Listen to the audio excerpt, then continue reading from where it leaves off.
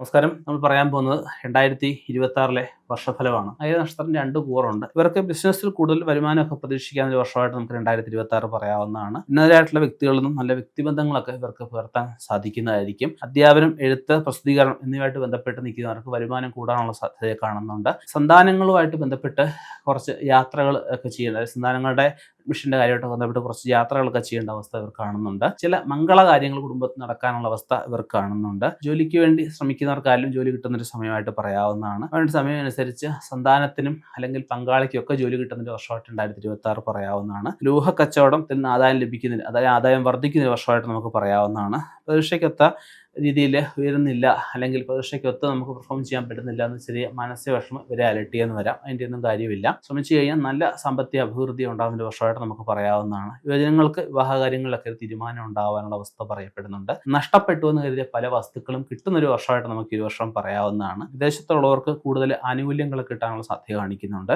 സുഹൃത്തുക്കൾ കാരണം സാമ്പത്തികമായിട്ട് കുറച്ച് അധിക ചെലവ് വന്നു വരാം. പല കേന്ദ്രങ്ങളിൽ നിന്നുമായിട്ട് സാമ്പത്തിക നേട്ടം വർഷാന്ത്യത്തിൽ ഇവർക്ക് പ്രായണ കുറച്ച് ഉണ്ടാവാനുള്ള സാധ്യത കാണുന്നുണ്ട്. പുതിയ പദവിയോ ബഹുമതിയോ എന്തോ കിട്ടാനുള്ള അവസ്ഥ ഈ 2026 കാണുന്നുണ്ട്. വീട് മാറി താമസിച്ചാൽ കൊള്ളാം എന്ന് ഒരവസ്ഥ ഇവർക്ക് തോന്നിയെന്ന് വരാം. അത് കുറച്ചുകൂടി നന്നായിരിക്കുമെന്ന് തോന്നുന്നു. സാഹിത്യകാരന്മാർക്കും ലേഖകന്മാർക്കും സിനിമാ സീരിയൽ പ്രവർത്തകർക്കും അനുകൂലമായ ഒരു വർഷമായിട്ട് പറയുന്നുണ്ട്. പൂർവികമായിട്ടുള്ള സ്വത്തുക്കൾ എന്തെങ്കിലും കൈപ്പറ്റാനുള്ള സാധ്യതയും ഇവർക്ക് കാണുന്നുണ്ട്.